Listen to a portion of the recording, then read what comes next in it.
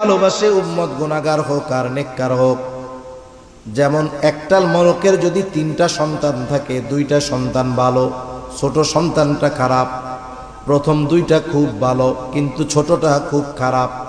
বলেন তো মা বাবা ভালো 2টা নিয়ে চিন্তা বেশি করে নাকি খারাপটা নিয়ে বেশি করে? যখন আল্লাহ তাআলার কাছে দোয়া করে, বলেন তো খারাপটার জন্য বেশি দোয়া করে নাকি ভালোটার জন্য বেশি দোয়া করে? আল্লাহ তাআলার কাছে বারবার বলে, আল্লাহ মারা যাওয়ার আগে যদি এই ছেলেটাকে ভালো দেইখা মরতে পারতাম তাহলে শান্তি পাইতাম। এখন কথা হলো সন্তান তো খারাপ, এইটার জন্য চিন্তাকে বেশি কেন? এইটার জন্য দোয়া বেশি করে কেন?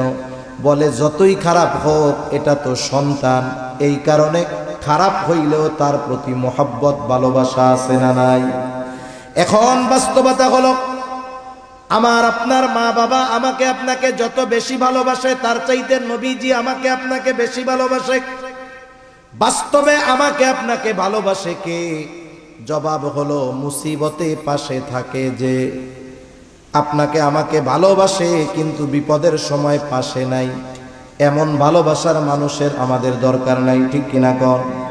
আল্লাহর কসম করে বলি, এই দুনিয়ার মুসিবত এটা কোনো মুসিবত নয়, আসল মুসিবত হলো কিয়ামতের দিন।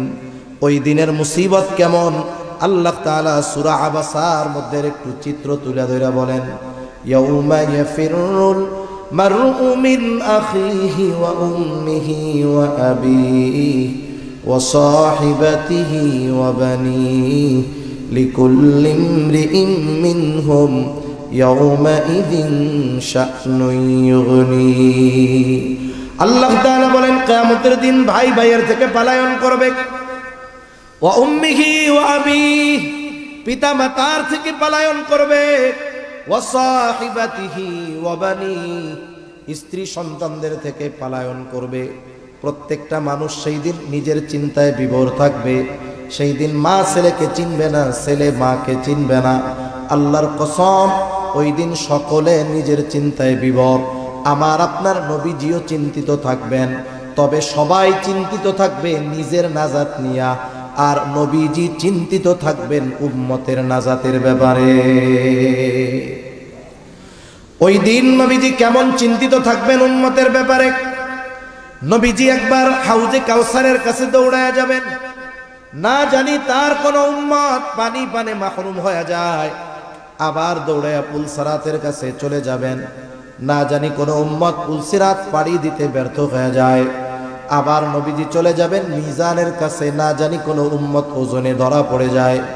আবার চলে যাবেন জাহান্নামের কাছে, না জানি কোন উম্মতকে জাহান্নামে দিয়ে দেওয়া হয়। আবার যখন সুপারিশের দরকার আল্লাহ তাআলার কাছে সে সুপারিশ করবেন, সব নবী জান্নাত অভিমুখে রওনা হয়ে যাবে। জান্নাতের দরজা খোলা হবে না। জিজ্ঞাসা করা হবে কি ব্যাপার, জান্নাতের দরজা খুলো না কেন? বলে যিনি আসলে খোলা হবে তিনি আসেন নাই। কে তিনি? বলে মুহাম্মাদুর রাসূলুল্লাহ। কোথায় তিনি? বলে হাসরের ময়দানে। কি করে? বলে উম্মতের চিন্তায় বিভোর।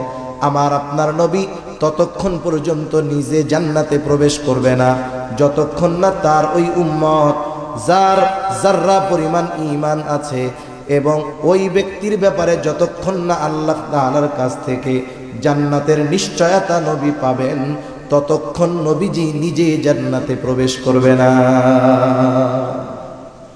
এখন আপনি বুঝে থাকলে একটু জবাব দেন তো, আমাদের মা বাবা আমাদের বেশি ভালোবাসে না নবী বেশি ভালোবাসে? সন্দেহ আছে? কোনো সন্দেহ নেই। এইবার ওই দুই নবীর উম্মতের ব্যাপারে দোয়া নবীজি তিলাওয়াত করেছেন। স্বাভাবিক বিষয় হলো অনেক সময় কিছু বিষয় আছে আমাদের যেখানে থাকে না, কিন্তু আরেকজনকে করতে দেখলে মনে পড়ে কি পড়ে না? দেখবেন ছোট বাচ্চা নিয়ে আপনি বাজারের দিকে গেছেন, ও কিছু কয় না, হঠাৎ করে সামনে দিয়ে আরেকটা বাচ্চা আসতেছে, হাতের মধ্যে আইসক্রিম। এবারও কি করবে বলেন তো? আপনার জামার সাথে ঝুল দিবে আর বলবে আমারও একটা কিনা দাও, ঠিক কিনা বলেন? একটু আগে কিন্তু মনে ছিল না, আর একজনকে দেখছে এবার তার মনে পড়ে গেছে। যদিও নবীজি সব সময় উম্মতের চিন্তা করেন, কিন্তু এই নবীর দোয়া, এই দুই নবীর দোয়া তিলাওয়াত করবার পর নবীজির অন্তরের মধ্যে উম্মতের মোহাব্বতের জোশ উঠে গেছে, ঢেউ উঠে গেছে। নবীজি এবার কি করলেন? ফারাফা ইয়াদাইহি ওয়া ক্বালা আল্লাহুম্মা উম্মতি উম্মতি ওয়া বাকা। নবীজি এইবার দুই হাত উঁচু করে আল্লাহ তাআলার কাছে কান্না করতেছে, অজর ঝরায় চোখ দিয়ে পানি পড়তেছে, আর শুধু নবীজি বলে আল্লাহুম্মা উম্মতি উম্মতি, আল্লাহ আমার উম্মত আমার উম্মত আমার উম্মত। আর কিছুই নবীজি বলেন না। যদিও নবীজি আর কিছুই বলেন না, কিন্তু নবীজি কি বলতে চায় আল্লাহ তাআলা সেটা জানেন। জানার পরেও তিনি জিবরাইল আলাইহিস সালামকে বলেন, জিবরাইল যাও মুহাম্মাদের কান্নার কারণ জিজ্ঞাসা করো। এইবার জিবরাইল আলাইহিস সালাতু ওয়াস সালাম এসে বলে, আপনার কান্নার কারণ কি? যদিও আপনার মালিক আপনার কান্নার কারণ জানে, এরপরেও আপনার মুখে শুনতে চায়। নবীজি এইবার উম্মতের ব্যাপারে সব কথা প্রাণ খুলে জিবরাইল আলাইহিস সালামের কাছে বললেন। জিবরাইল আলাইহিস সালাম আল্লাহ তাআলার কাছে গিয়ে বলে, তার কান্নার কারণ হলো তার উম্মত। আল্লাহ তাআলা বলে, জিবরাইল যাও মুহাম্মদকে গিয়ে জানায় দাও, আমি অচিরেই তাকে তার উম্মতের ব্যাপারে সন্তুষ্ট করব, তাকে অসন্তুষ্ট করব না। আল্লাহ তাআলার কাছ থেকে নবীজি এই দুনিয়ায় থাকতে উম্মতের ব্যাপারে সব সুবিধা চাইয়া আনছেন। সেই জন্য নবী মেরাজে গেছেন, নিজের কথা বলেন নাই। ওইখানে গিয়েও আল্লাহ তাআলার কাছে গিয়েও নবীজি উম্মতকে বলেন নাই।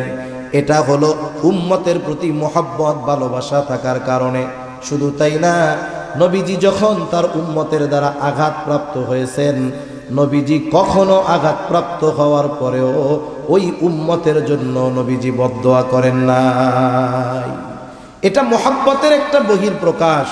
নবীজি যখন তায়েফে গেছে, একেবারে পাথর মারতে মারতে নবীজিকে রক্তাক্ত করে ফেলছে। গায়ের পোশাক ভিজে, পা বেয়ে বেয়ে রক্ত পড়ে জুতার মধ্যে ঢুকছে। জুতার মধ্যে রক্ত শুকায়া পা জুতার সাথে আটকে গেছে। সারাদিন দেহ থেকে রক্ত এইভাবে পড়ছে। ক্লান্ত দেহ নিয়া নবীজি এক আঙ্গুর বাগানের পাশে একটু বসে বিশ্রাম নিচ্ছেন। ইতিমধ্যে জিবরাইল আলাইহিস সালাম হাজির। এসে বলে, ইয়া রাসূলুল্লাহ, এই কওম আপনার সাথে কেমন আচরণ করেছে আপনার মালিক সব দেখছে। আমার সাথে নতুন একজন ফেরেশতা এসেছে যে আগে পরে আসে নাই। এইবার নবীজি বলেন, ওই নতুন ফেরেশতা আমার কাছে এসে আমাকে সালাম দিল। সালাম দিয়ে বলে, ইয়া রাসূলুল্লাহ, এই কওম আপনার সাথে কেমন আচরণ করেছে আপনার মালিক সব জানেন। আমাকে পাঠিয়েছেন আপনার আদেশ পালন করার জন্য। আপনি যদি আমাকে আদেশ দেন, দুই পাহাড় দিয়ে এদেরকে পিষে দেওয়া হবে, নিশ্চিহ্ন হয়ে যাবে, কোনো অস্তিত্ব থাকবে না, জনবসতি ছিল কেউ জানতে পারবে না। একটু চিন্তা করেন, আমরা হইলে কি করতাম? আমরা তো প্রতিশোধ পরায়ণ। কেউ যদি 20 বছর আগে আমার দিকে চোখ রাঙায়া আমাকে একটা কথা বলে থাকে, 20 বছর পরে যদি আমি ক্ষমতা পাই, চিন্তা করি ওই 20 বছর আগের চোখ রাঙানোর প্রতিশোধ আমাকে নিতে হবে।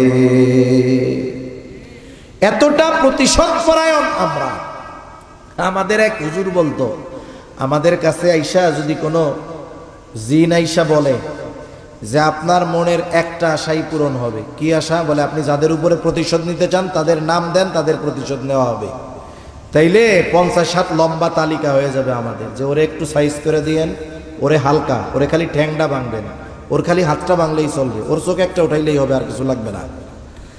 আমাদের প্রতিশোধের তালিকা অনেক লম্বা হয়ে যেত। কিন্তু যারা নবীজিকে রক্তাক্ত করে ফেলছে, এখনো রক্ত পরিপূর্ণ শুকায়া যায় নাই, তাদের ব্যাপারে নবীজির প্রতিশোধের সুযোগ ফেরেশতা বলতেছে, আদেশ দেন, দুই পাহাড় দিয়ে একবারে পিষে দিব এদেরকে। নবীজি কি করলেন?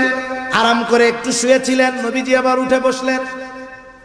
ফেরেশতার এই কথার জবাবে নবীজি বলেন, বাল আরজু আন ইয়াখরুজাল্লাহু মিন আসলাবিহিম মান ইয়াবুদুল্লাহ ওয়াহদাহু ওয়া লা ইউশরিকু বিহি শাইআ। কেমন যেন নবীজি বলতেছেন, তুমি তো আমাকে বলতেছো আদেশ দেন, দুই পাহাড় দিয়ে এদেরকে পিষে শেষ করে দেই। শুনে নাও, এই মানুষগুলোর ব্যাপারে আমি আল্লাহ তাআলার কাছে এই আশা পোষণ করি যে আল্লাহ তাআলা এদের মধ্য থেকে এমন এক সম্প্রদায় বের করবে যারা এক আল্লাহর ইবাদত করবে, তার সাথে কারো শরীক করবে না। ওদের কি হবে সেটা জানি না, কিন্তু আশা করি আল্লাহ তাআলা ওদের মধ্য থেকে এমন মানুষ বের করবে। নবীজি এর দ্বারা কি বুঝাইলেন? যেই উম্মত দুনিয়ায় আসে নাই তার প্রতিও ভালোবাসার নিদর্শন নবীজি দেখায় গেছেন, ঠিক কিনা বলেন? সাহাবা একরাম সাথে নবীজি একদিন পথ চলতেছেন, হঠাৎ করে নবীজি বলেন, আমার ভাইদেরকে দেখতে মন চায়। সাহাবা একরাম বলে, ইয়া রাসূলুল্লাহ, আমরা কি আপনার ভাই নই? নবীজি বলেন, না, তোমরা হইলা আমার সাথী। আপনার ভাই তারা আবার কারা? বলে, আমার পরে আমাকে না দেখে যারা ঈমান আনবে তারাই হলো আমার ভাই। কিয়ামত পর্যন্ত প্রত্যেকটা উম্মতের প্রতি ভালোবাসার খবর নবীজি দিয়ে গেছেন, ঠিক কিনা বলেন? একের পর এক লম্বা সময় বলা যাবে উম্মতের প্রতি নবীজির কেমন ভালোবাসা। তবে অনেক সময় আছে হাজার মানুষের কথার চাইতে একজনের কথার দাম অনেক, ঠিক কিনা বলেন? নবীজি আমাদের কেমন ভালোবাসেন স্বয়ং আল্লাহ তাআলা কোরআনুল কারীমের মধ্যে জানায় দেন। আল্লাহ তাআলা বলেন, লাকাদ জাআকুম রাসূলুম মিন আনফুসিকুম আজিজুন আলাইহি মা আনিতুম হারিসুন আলাইকুম বিল মুমিনিনা রাউফুর রহিম। আল্লাহ তাআলা বলেন, লাকাদ জাআকুম রাসূলুম মিন আনফুসিকুম, তোমাদের মধ্য থেকে তোমাদের জন্য এমন একজন রাসূলের আগমন ঘটেছে, এমন একজন রাসূল এসেছে। কেমন সেই রাসূল? বলে, আজিজুন আলাইহি মা আনিতুম, তোমাদের জন্য যেটা কষ্টদায়ক সেটা তার জন্য কষ্টের। এটাকে বলা হয় সমব্যথী। তার মানে উম্মতের ব্যথায় নবীজি ব্যথিত হন।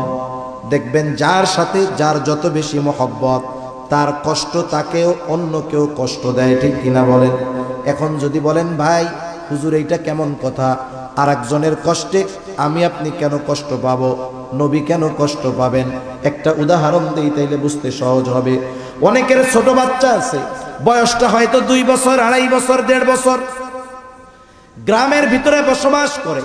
গভীর রজনী ওই 2 বছরের ছোট বাচ্চাটা প্রচন্ড জ্বরাক্রান্ত হয়ে গেছে। এতটা জ্বর, থার্মোমিটারে দেখা গেল 106 ক্রোচ হয়ে গেছে। এই জ্বরের তীব্রতার কারণে ছোট বাচ্চাটা বারবার চিৎকার করতেছে, সেন্সলেস হয়ে যাওয়ার মতো অবস্থা, কষ্টের আওয়াজ তার মুখ দিয়ে বের হচ্ছে। এই বাচ্চা কেমন যেন অজ্ঞান হয়ে যাওয়ার মতো অবস্থা, জ্বরে তার প্রচন্ড কষ্ট। ওই অবস্থায় ডাক্তারের কাছেও নিয়ে যাওয়ার উপায় নাই, ফার্মেসিও খোলা নাই। ওই অসুস্থ বাচ্চার পাশে মা বাবা বসে আছে। বলেন তো, ওই অসুস্থ বাচ্চা জ্বরের কারণে যত কষ্ট পায়, তার চাইতে তার মা বাবা কষ্ট বেশি কম পায় না বেশি পায়? নিঃসন্দেহে মা বাবা কষ্ট বেশি পায়। কেন? বলে এটা মহব্বতের কারণে, ভালোবাসার কারণে। তাহলে সন্তানের প্রতি ভালোবাসার কারণে যদি সন্তানের কষ্ট মা বাবা অনুভব করে, উম্মতের প্রতি ভালোবাসার কারণে উম্মতের কষ্ট নবীজি অনুভব করে। সুবহানাল্লাহ। কেমন নবী! এই জন্য আল্লাহ তাআলা বলেন তিনি হলেন আজিজ। 2 নাম্বার, হারিসুন আলাইকুম, তিনি তোমাদের জন্য কল্যাণকামী। নবীজি কেমন কল্যাণকামী একটা হাদিস থেকে শোনাই। নবীজি বলেন, আল্লাহ তাআলা প্রত্যেকটা নবীকে বিশেষ একটা দোয়া তার উম্মতের ব্যাপারে করার সুযোগ দিয়েছে, এবং এই দোয়া কবুল হওয়ার নিশ্চয়তা আল্লাহ তাআলা দিয়েছেন। সব নবী এই উম্মতের ব্যাপারে দোয়াটা দুনিয়ায় করে ফেলছে, আমি এই দোয়াটা সংরক্ষণ করে রাখছি, দুনিয়ায় করি নাই। কেন? নবীজি বলেন, কিয়ামতের দিন এই দোয়াটা আমি আমার উম্মতের ব্যাপারে সুপারিশ হিসাবে আল্লাহ তাআলার কাছে করব। কারণ ওইটা দুনিয়ায় না করে ওই সময় করলে উম্মতের কল্যাণ হবে, এই জন্য নবী দুনিয়ায় না করে আখিরাতের জন্য রেখে দিয়েছেন। এরপরে আল্লাহ তাআলা বলেন, বিল মুমিনিনা রাউফুর রহিম। শুরুতেই আমরা বলেছিলাম আল্লাহ তাআলা বলেছেন এই রাসূল হলেন মুমিনদের জন্য বিশেষ অনুগ্রহ। এই জন্য আল্লাহ তাআলা স্পেশাল ভাবে মুমিনদের প্রতি নবীজির মায়া কেমন সেই কথাটা তুলে ধরেন। মনে করেন আপনার একটা ছেলে আছে, আপনার ছেলেটার বয়স 4, 5, 6, 7 বছর। আপনার একজন মেহমান আপনার বাসায় বেড়াতে আসছে। এইবার আপনার ছেলের সাথে তার মারামারি হইছে যে কোনো একটা বিষয় নিয়ে। বলেন তো আপনি মার দিবেন কারে? আত্মীয়র বাচ্চাকে নাকি নিজের বাচ্চাকে? নিজের বাচ্চারে পিটানি দিবেন না, অপরাধ আত্মীয়র বাচ্চার, এরপরেও পিটানি দিবেন কারে? এর অর্থ কি এই নাকি যে আপনি আপনার ছেলেরে ওই ছেলের চাইতে কম ভালোবাসেন? বিষয়টা কি এরকম? বিষয়টা কিন্তু এরকম না। আপনি যদিও তাকে শাসন করছেন, মার দিয়েছেন, কিন্তু ভালো আপনি তাকে বেশি বাসেন। এই জন্য উম্মত যখন ইমানদার হয় তার প্রতি নবীজির ভালোবাসাও স্পেশাল হয়। কেমন ভালোবাসা নবীজির উম্মতের প্রতি যারা ইমানদার! আল্লাহ তাআলা সেই কথাই বলেন, এই রাসূল হলেন বিল মুমিনিনা রাউফুর রহিম। তিনি হলেন মুমিনদের জন্য রাউফ, মুমিনদের জন্য রহিম। আল্লাহ তাআলার অনেকগুলো গুণবাচক নাম আছে। এই নামগুলোর মধ্যে অন্যতম 2টা নাম হলো রাউফ আর রহিম। বলেন তো দুনিয়ার কোন মাখলুক রাউফুর রহিম হতে পারে নাকি? দুনিয়ার কোন মানুষ রাউফুর রহিম হতে পারে না। দুনিয়ার কোন মানুষ রাউফুর রহিম হতে পারে না। কেউ যদি দাবি করে যে সে রাউফুর রহিম, আবার কেউ যদি কাউকে বলে যে সে এক ব্যক্তি রাউফুর রহিম, যে বলবে সেও বেঈমান, যে নিজেকে দাবি করবে সেও বেঈমান। ঠিক কিনা বলেন? আল্লাহ রাব্বুল আলামিনের অন্যতম গুণবাচক 2টি নাম হলো রাউফুর রহিম, অতি সদয় পরম দয়ালু। কে? জোরে বলেন তো। আল্লাহ তাআলা হলেন অতি সদয় পরম দয়ালু, রাউফুর রহিম। ওই আল্লাহ উম্মতের প্রতি, ইমানদার উম্মতের প্রতি নবীজির কেমন ভালোবাসা, এই বিষয়টা বোঝাতে গিয়ে, প্রকাশ করতে গিয়ে স্বয়ং নিজের সাথের যেই শব্দ রাউফুর রহিম, এটা নবীজির শানে আল্লাহ তাআলা ব্যবহার করেছে। আল্লাহ কেমন যেন বলতেছে, এই নবী কেমন নবী জানো? সে তার মুমিন উম্মতদের ব্যাপারে হলো রাউফুর রহিম, অতি সদয় পরম দয়ালু। সুবহানাল্লাহ। একটু যদি হৃদয় দিয়ে বুঝে থাকেন, এটা বুঝতে কঠিন হবে বলে আমার মনে হয় না যে ইমানদার উম্মতের প্রতি নবীজির ভালোবাসা কত বেশি। সুবহানাল্লাহ।